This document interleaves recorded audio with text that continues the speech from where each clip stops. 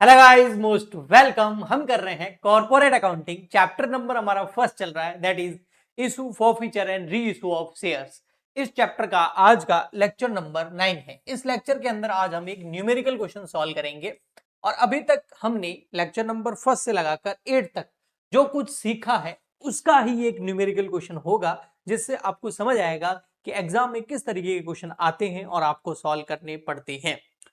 यहां पर क्वेश्चन है, इसमें लिखा हुआ है Himalaya company limited issue for a public subscription of 1,20,000 equity share of 10 each at a premium of ₹2 पर शेयर। यहां पर क्वेश्चन ये है कि भाई एक कंपनी है हिमालय लिमिटेड और वो शेयर इशू कर रही है। क्या कर रही है? इक्विटी शेयर इशू कर रही है 1,20,000 और एक शेयर कितने का है? ₹10 का और प्रीमियम कितना है? ₹2। यानी कि जो शेयर्स इशू हो रहे हैं वो प्रीमियम पे हो रहे हैं। तो 1,20,000 equity shares at the rate ₹10 each plus ₹2 premium. ये है इस क्वेश्चन में अभी तक। चलो जी आगे बढ़ते हैं। जो ये ₹10 फेस वैल्यू या नॉमिनल वैल्यू के और ₹2 जो प्रीमियम के हैं, इनको इंस्टॉलमेंट के अंदर कंपनी मंगा रही है। एप्लीकेशन पे ₹3 मंगा रही है, अलॉटमेंट पे ₹5 मंगा रही है, जिसमें ₹2 प्रीमियम के भी इस 5 में ही इंक्लूड है। देखो साफ साफ लिखा हुआ है, एप्लीकेशन पे 3, अलॉटमेंट में जो ₹5 है ना, हाँ इसमें वो ₹2 जो प्रीमियम है ना वो इंक्लूड है। तो 3 + 2 हो जाएगा। फर्स्ट कॉल पर ₹2 और सेकंड एंड फाइनल कॉल पर ₹2। तो 3, 5, 2, 2 यहां लिख देता हूं। एक है भैया एप्लीकेशन, फिर है अलॉटमेंट, फिर फर्स्ट कॉल आपकी, फिर सेकंड एंड फाइनल कॉल। तो एप्लीकेशन पे ₹3 है, अलॉटमेंट पे ₹5 है, लेकिन उसमें ₹2 प्रीमियम के भी शामिल है। तो 3 + 2 कर देंगे हम। ऐसा क्यों किया पहले भी बताया, अभी भी बताऊंगा। फर्स्ट कॉल पे 2, सेकंड एंड फाइनल पे 2। ऐसा इसलिए किया है क्योंकि इसकी टोटल हमेशा नॉमिनल वैल्यू के बराबर होनी चाहिए। अगर मैं यहाँ 5 कर दूंगा ना तो यहां पर 12 आ जाएंगे, ऐसा नहीं। हमेशा जो एक शेयर की नॉमिनल वैल्यू है उसके बराबर मुझे ये वाली टोटल चाहिए। और उसने साफ बोला है कि ये जो ₹5 अलॉटमेंट के है ना, इसमें ₹2 प्रीमियम के इंक्लूड है। तो फिर इसकी जो फेस वैल्यू है, नॉमिनल वैल्यू है, वो कितनी हो गई? ₹3। ठीक है, आगे देखते हैं फिर क्या हुआ। Application were received on 1,60,000 shares, 1,60,000 shares पर एप्लीकेशन आई है। यानी साफ लग रहा है कि ओवर सब्सक्रिप्शन है, क्योंकि हम इशू करना चाहते हैं 1,20,000 शेयर्स पब्लिक को, इन्वेस्टर को, लेकिन वहां से जो एप्लीकेशन आई है वो 1,60,000 शेयर्स के लिए आई है। यानी कि ओवर सब्सक्रिप्शन है। और ओवर सब्सक्रिप्शन के केस में मैंने आपको बताया था कि प्रो रेटा टेबल या एनालिसिस टेबल बनेगी। ओके, लिखा हुआ भी आगे, allotment was made on pro रेटा बेसिस। किसी को मना नहीं करेंगे, हर किसी को थोड़े बहुत शेयर जाएंगे ही जाएंगे।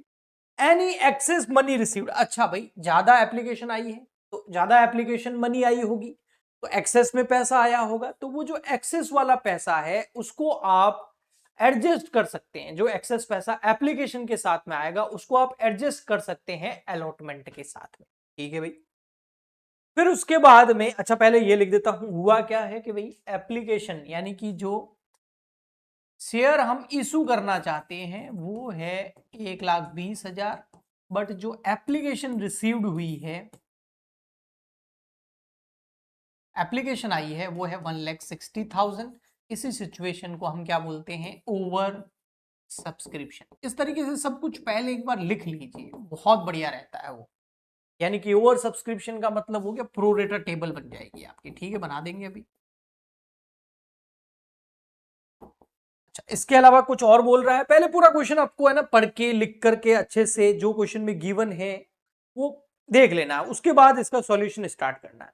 एक है भाई Rohan, one of the applicant was allotted 4,800 share. इसको हमने कितने दिए? 4,800 शेयर दिए हैं। ये भी एक 20 में से ही दिए हैं और ये भी एक 60 में शामिल था। यानी कि इसने थोड़े ज्यादा मांगे होंगे, लेकिन हमने इसको अलॉट कितने किए? 4,800 शेयर। अब कितने मांगे होंगे हम देख लेंगे। However, Rohan failed to pay the amount due on both first call and the second call. लेकिन रोहन जो है उसने क्या किया, एप्लीकेशन अलॉटमेंट तो पे किया लेकिन फर्स्ट एंड सेकंड कॉल पे नहीं करी 4800 शेयर पर। तो यहां पर रोहन बना लीजिए भाई, ये रोहन है, इसको हमने शेयर कितने अलॉट किए हैं 4800, कितने के लिए अप्लाई किया वो हमें पता नहीं है। एप्लीकेशन के 3 रुपए इसने पे कर दिए, अलॉटमेंट के इसने 3+2 यानी कि प्रीमियम पे कर दिया, और फर्स्ट कॉल जो है वो इसने 2 रुपए पे नहीं करी, और सेकंड एंड जो फाइनल कॉल है वो भी इसने 2 रुपए पे नहीं करी। तो ये पूरा क्वेश्चन मैं यहां पर लिख चुका हूं। अब आपको पूछा क्या है, give journal entries and prepare the balance sheet. Balance sheet तो अभी तक मैंने आपको बनाना सिखाया नहीं है, कंपनीज एक्ट की आने वाले लेक्चर में बता दूंगा, लेकिन जर्नल एंट्री सिखा दी है तो वो करेंगे। लेकिन जर्नल एंट्री करने से पहले ओवर सब्सक्रिप्शन है ना, तो ओवर सब्सक्रिप्शन के केस में बनती है आपकी, क्या बनती है, प्रो रेटा टेबल। तो सबसे पहले बना देते हैं प्रो रेटा टेबल, क्योंकि प्रो रेटा अलॉटमेंट हो रहा है। इसमें आपका फर्स्ट कॉलम जो है वो आ जाएगा, छोटा ही बनाते हैं क्योंकि एक ही लाइन आएगी, कैटेगरीज नहीं दे रखी है इसमें भाई। एप्लीकेशन रिसीव्ड, एप्लीकेशन जो रिसीव्ड हुई है वो हुई है 1,60,000 शेयर। इसके साथ में क्या आई होगी, एप्लीकेशन मनी बिल्कुल आई होगी। 1,60,000 शेयर्स के लिए लोगों ने अप्लाई किया है, तो 3 रुपए पर शेयर, एप्लीकेशन पे देखो 3 रुपए ही मांग रहे हैं, ये देखो ये एप्लीकेशन पे कितने, 3 रुपए।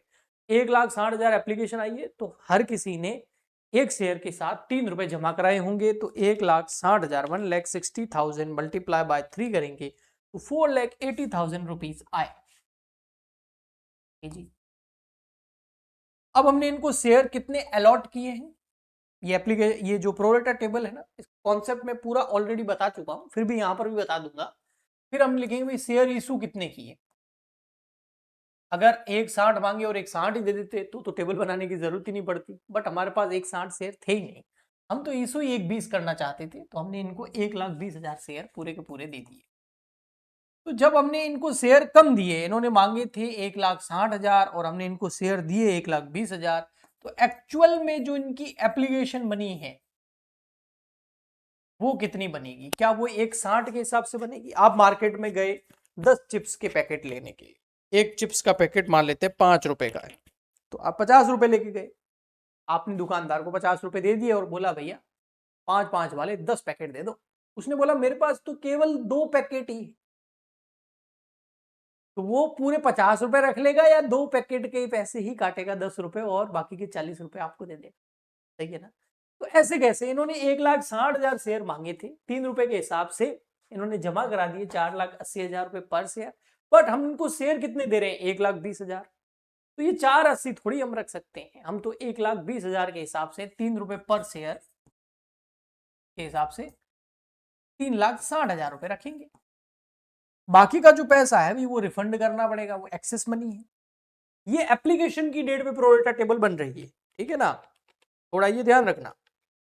ओके, तो एक्सेस मनी कितनी हो गई, 480 जमा करा दिए इन्होंने, ये देखो 4,80,000 जमा कराए, लेकिन एक्चुअल में इनको कराने कितने थे, 360। ज्यादा क्यों जमा कराए, क्योंकि ज्यादा शेयर मांगे थे। कम क्यों कराने, क्योंकि कम शेयर मिल रहे हैं, इसलिए इनका एक्सेस मनी हो गया 480 माइनस 360 करोगे आप, तो ये आ गया आपका 1,20,000। 1,20,000 क्या हो गया आपका एक्सेस मनी। Okay, 480 minus 3,60,000। अब ये जो 1,20,000 है इसको या तो रिफंड कर दो, लेकिन क्वेश्चन ने रिफंड का नहीं बोला, क्वेश्चन बोल रहा है कि आप अभी तक तो 1,20,000 शेयर पर ओनली एप्लीकेशन का पैसा आया है, फ्यूचर में आप अलॉटमेंट के 5 रुपए मांगोगे, फर्स्ट कॉल सेकंड कॉल भी मांगोगे, तो इसको आगे अलॉटमेंट में एडजस्ट कर दो। तो हम जो 1,20,000 शेयर इशू किए हैं, इस पे अगर अलॉटमेंट देखिए तो कितना बनेगा, 1,20,000 को 5 से मल्टीप्लाई कर दो, ये बहुत इंपॉर्टेंट है। 1,20,000 मल्टीप्लाई बाय 5, तो 6 लाख रुपए मांगने हैं फ्यूचर में, बट अभी हमारे पास एक्सेस में कितने पड़े, 1,20, तो 1,20 हम अभी डाल देते हैं, बाकी का पैसा जब अलॉटमेंट ड्यू होगा तब मिल जाएगा। पूरे वहां पर देखना 6 लाख नहीं आएंगे, 1,20 पहले आ गए। ओके जी, तो 1,20 पूरे इधर ट्रांसफर कर दिए, तो फर्स्ट कॉल सेकंड कॉल में कुछ ट्रांसफर करने का है ही नहीं, और न ही कुछ यहां पर रिफंड करने का है। जो पैसा एक्सेस था वो अलॉटमेंट में क्या हो गया, एडजस्ट हो गया, और ये हमारी छोटी सी प्रोरेटा टेबल क्या हो गई, बंद हो गई। ओके जी, ठीक है। अब मैं पूरा, आप बोलो तो हिसाब भी दिखा देता हूँ, फिर हम सीधा डायरेक्ट जनरल एंट्रीज पे जाएंगे। यहाँ आप देखोगे तो 1,60,000 शेयर, 480 आए रुपए, एक 20 शेयर इशू किए तो 360 ही बनते थे। 1,20,000 एक्सेस हो गए, उसको अलॉटमेंट में डाल दिए, तो देखोगे तो भाई 4,80,000 रुपए आए थे, 360 एप्लीकेशन के और बाकी के पैसे अलॉटमेंट में डाल दिए एडवांस में। तो अलॉटमेंट जो है वो एडवांस में रिसीव हुआ है आपको। ओके, अब इसके बाद हम करते हैं भैया जर्नल एंट्री। तो मैं बनाता हूं जर्नल का फॉर्मेट और हम कर लेते हैं जर्नल।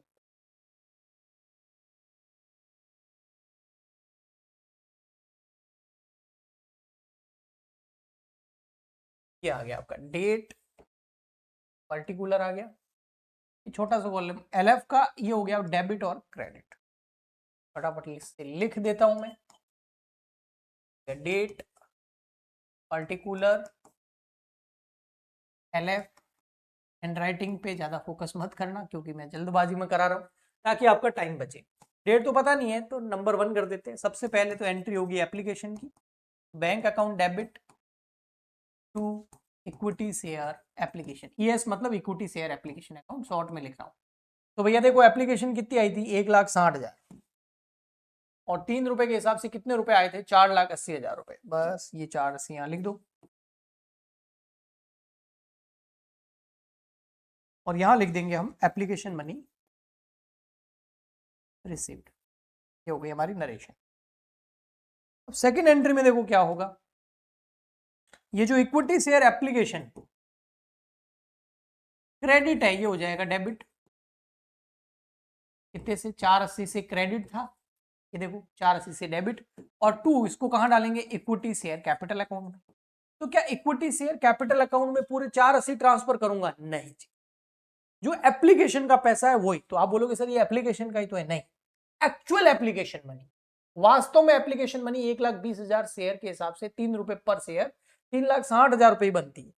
तो एप्लीकेशन मनी जो एक्चुअल वाली है वो जाएगी यहां इक्विटी शेयर कैपिटल अकाउंट में। बाकी के पैसे का क्या किया, बाकी का पैसा हमने आगे 480 में से 360 तो कैपिटल में डाल दिए, एप्लीकेशन के मान करके 1,20 जो एक्सेस थे उसको अलॉटमेंट में डाल दिए।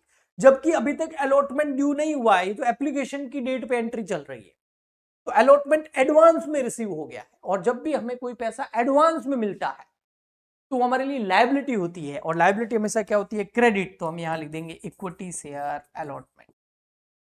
कॉल्स इन एडवांस नहीं लिखेंगे, कॉल्स इन एडवांस ओनली किस केस में लिखते हैं पता है, कॉल्स के केस में। अगर कॉल कोई एडवांस में रिसीव हो जाती तो first call, second call, final call, क्या लिख देंगे भाई, एप्लीकेशन मनी जो है वो ट्रांसफर कर दी टू देयर रेस्पेक्टिव अकाउंट, जिस अकाउंट से रिलेटेड थी उस अकाउंट में हमने उसको ट्रांसफर कर दिया। नेक्स्ट, फिर होगा, ये दो एप्लीकेशन की एंट्री हो गई। अब अलॉटमेंट ड्यू होगा, अलॉटमेंट ड्यू तो पूरा ही होगा, कोई प्रॉब्लम नहीं है। तो हम लिखेंगे equity share allotment account debit. आपको पता है अलॉटमेंट में ड्यू की एंट्री पहले होती है, बैंक वाली बाद में होती है। अच्छा प्रीमियम है तो प्रीमियम क्रेडिट होगा, बेनिफिट है हमारे लिए, फायदा है, और as per nominal rule all profit and incomes are credit. और to equity share capital, capital तो क्रेडिट होनी है। ये एंट्री तो बहुत सिंपल है, इसमें तो आपको टेबल की भी जरूरत नहीं है। 1,20,000 शेयर है, 3 रुपए एप्लीकेशन कैपिटल के, 2 रुपए प्रीमियम के, और अलॉटमेंट में टोटल कितने, 5 रुपए। 1,20,000 1,20,000 मल्टीप्लाई बाय 5 करोगे तो अलॉटमेंट आ जाएगा, और 1,20,000 मल्टीप्लाई बाय 2 करोगे तो सिक्योरिटी प्रीमियम, 1,20,000 मल्टीप्लाई बाय 3 करोगे तो कैपिटल। कैपिटल में आ जाएंगे 3,60,000 रुपए, यहाँ आ जाएंगे 2,40,000, और 3 2 5, और ये हो जाए 6 लाख, 6 लाख रुपए। और मैंने याद है बोला भी था अलॉटमेंट पे कितने रुपए आएंगे, 6 लाख रुपए। तो अभी ड्यू हुए हैं, ये अलॉटमेंट ड्यू हुआ है विद प्रीमियम। ओके, अब जो बैंक वाली एंट्री है वो बहुत इंटरेस्टिंग है, देखो भैया वो बहुत इंटरेस्टिंग है।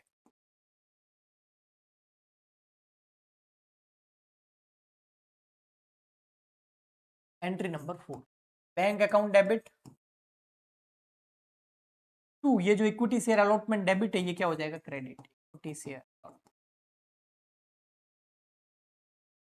तो यहां पर भी 6 लाख रुपए आने थे, पहले कितने आ गए, कैसे पता चलेगा सर, टेबल से पता चलेगा। टेबल जो है ना एप्लीकेशन की डेट पे बनी थी।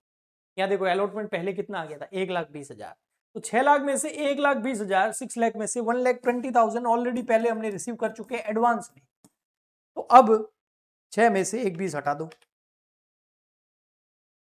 तो आएंगे 4,80,000 रुपए, 4,80,000 रुपीज रिसीव्ड ऑन अलॉटमेंट। अब अलॉटमेंट में एक देखना, आप पहले मैं लिख दूं अलॉटमेंट मनी रिसीव्ड, ठीक है। अलॉटमेंट में एक चीज देखना, अलॉटमेंट में मैंने बोला था जितने से, जैसे देखो स्टार्टिंग से बताता हूँ, थोड़ा सा टाइम लगेगा लेकिन क्लियर हो जाएगा। मैंने बोला था भाई जितने से, ये देखो एप्लीकेशन जितने से डेबिट है 480 से, तो क्रेडिट भी कितने से 480 से, वो अकाउंट क्लोज हो गया। ऐसे कैसे भाई, देखो ये अलॉटमेंट जो है ना वो डेबिट कितने से 6 से, तो क्रेडिट भी कितने से होना चाहिए 6 से। तो इक्विटी शेयर अलॉटमेंट डेबिट है 6 लाख से, तो इक्विटी शेयर अलॉटमेंट क्रेडिट भी 6 लाख से होना चाहिए, लेकिन यहाँ 480 से। तो सर ये तो क्लोज हुआ ही नहीं, हो गया। ये देखो यहां एप्लीकेशन की डेट में जब एडवांस आया था तब मैंने लिखा था इक्विटी शेयर अलॉटमेंट क्रेडिट 1,20, और यहां पर भी इक्विटी शेयर अलॉटमेंट क्रेडिट 480, तो 1,20 क्रेडिट 480 क्रेडिट, यानी कि टोटल हो गया 6 lakh credit 6 lakh debit. Okay जी। अब यहां पर है ना, ये देखो इस बंदे का कोई रोल नहीं है क्योंकि इसने एप्लीकेशन और अलॉटमेंट दोनों पे किए थे, तो इसका कोई इफेक्ट नहीं दिया। लेकिन अब आगे कॉल्स में इसका इफेक्ट आएगा बैंक वाली एंट्री में। तो आइए हम आते हैं यहां पर और करते हैं फटाफट से first call due, entry number 5, equity share first call account debit, premium वगैरह है नहीं, वो अलॉटमेंट में ही था, तो इक्विटी शेयर कैपिटल, सिंपल सा फंडा, 1,20,000, 2 रुपए पर शेयर। देख लो, आप बोलो तो दिखा दूं, फर्स्ट एंड फाइनल दोनों ही 2-2 रुपए की है, 2 रुपए पर शेयर, यानी कि 2,40,000 यहाँ आ जाएगा। ये फर्स्ट कॉल ड्यू हो गया, यहाँ लिख देंगे फर्स्ट कॉल हो गई ड्यू। जी नेक्स्ट 6 नंबर, बैंक की एंट्री, यहां ध्यान देना भैया, bank account debit, equity share first call account जितने से डेबिट हुआ उतने से क्रेडिट होगा। तो डेबिट कितने से 240 से, तो क्रेडिट भी कितने से 240 से। लेकिन क्या बैंक में 240 आएंगे, नहीं आएंगे। क्यों सर, क्या पहले कहीं एडवांस में आए थे, नहीं एडवांस में तो नहीं आए थे। ये देखो ये रहा आपका प्रोरेटा टेबल, अलॉटमेंट में आया था एडवांस, एडवांस नहीं आया था। तो एक बदमाश है जिसने फर्स्ट कॉल पे नहीं की है, तो उसका पैसा कहां से आएगा। ये देखो 4,800 शेयर पर 2 रुपए पर शेयर इसने पे नहीं किए हैं, तो 4,800 multiply by 2, call in arrear बोलते हैं इसको। ये हो गया 9,600 रुपए पे नहीं किए हैं, तो ये बैंक में लेस होंगे बिल्कुल। तो 240 में से ये लेस कर दो, पाएंगे 2,30,400। अच्छा, जो ये पैसे पे नहीं किए 9,600 रुपए फर्स्ट कॉल के, किसने, इस व्यक्ति ने, और इस व्यक्ति का नाम क्या था, ये रहा यहां पर रोहन। तो रोहन ने जो ये 9,600 पे नहीं किए हैं, ये क्या कॉल इन एरियर, और ये हमें रोहन से लेने हैं क्योंकि उसको हमने शेयर दे दिया। तो ये हमारे लिए एक तरह की एसेट है कि उससे पैसा लेना है, और एसेट हमेशा क्या होती है, डेबिट। तो इसलिए हम यहां पर कर देंगे calls in arrear account debit 9,000, अगर दे देगा तो उसको क्रेडिट कर देंगे। ये आ गया भैया फर्स्ट कॉल मनी रिसीव्ड। ये नरेशन लिख दो, ये हो गया आपका फर्स्ट कॉल। अब 2 एंट्री बाकी रही है, सेम ऐसी ही होगी जैसे अभी हमने ये दोनों करी है। एक आ जाएगी आपकी ड्यू की एंट्री, और एक आ जाएगी आपकी बैंक की एंट्री, और उसमें कॉल इन एरियर भी आएगा क्योंकि रौनक ने सेकंड एंड फाइनल कॉल भी पे नहीं किया। तो फटाफट से मैं ड्यू कर देता हूं, entry number 7, second and equity share second and final call account debit. Handwriting में मत जाना, कॉन्सेप्ट समझना, हैंडराइटिंग तो आप अच्छी लिख सकते हो। तो इक्विटी शेयर कैपिटल वही 1,20,000 शेयर पर 2 रुपए पर शेयर, तो 240, सेम एंट्री होगी, सेम देखना। क्या लिख देंगे, second and final call due, amount भी सेम ही रहेंगे क्योंकि वो भी 2 रुपए पर शेयर था, ये भी 2 रुपए पर शेयर। एंट्री हो जाएगी bank account debit to equity share second hand final call 240। लेकिन क्या बैंक में 240 आएंगे? नहीं आएंगे। क्यों नहीं आएंगे? क्योंकि रौनक ने सेकंड कॉल भी पे नहीं करी है। ये देखो 2 रुपए 4800 शेयर पर, वही सेम अमाउंट आ जाएगा 4800 मल्टीप्लाई बाय 2। अगर फाइनल कॉल 3 होता तो अलग हो जाता, 1 होता तो अलग हो जाता, लेकिन सेम ही आ जाएगा। 9600 रुपए लेस कर दो, यहाँ आ जाएगा आपका 2,30,400। 2,30,400 यहाँ आ जाएगा। और ये जो 9,600 रुपए नहीं आए हैं, ये हमारे लिए एसेट है भी, रौनक से लेने हैं। Calls in arrear account debit. नहीं देगा तो विथ इंटरेस्ट लेंगे। अच्छा सर फिर भी नहीं दिए तो second hand final call money received.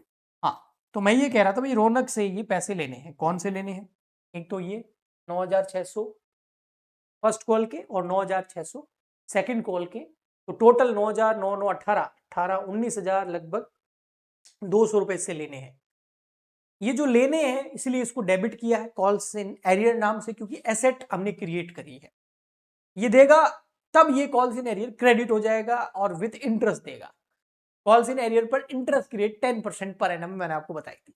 अब कोई बोले सर नहीं दिए तो फिर नेक्स्ट जो लेक्चर में हम करेंगे उसके शेयर को फॉरफीचर कर लेंगे। वो कैसे करेंगे वो नेक्स्ट लेक्चर में सीखेंगे। इक्विटी शेयर्स को फॉरफीचर करना, फॉरफीचर क्या होता है डिटेल में पूरा चार्ट बनवाऊंगा। आई होप आपको ये अच्छे से क्वेश्चन समझ में आ गया होगा। हम मिलते हैं नेक्स्ट लेक्चर में। आज के लिए इतना ही, तब तक के लिए गुड बाय, थैंक यू।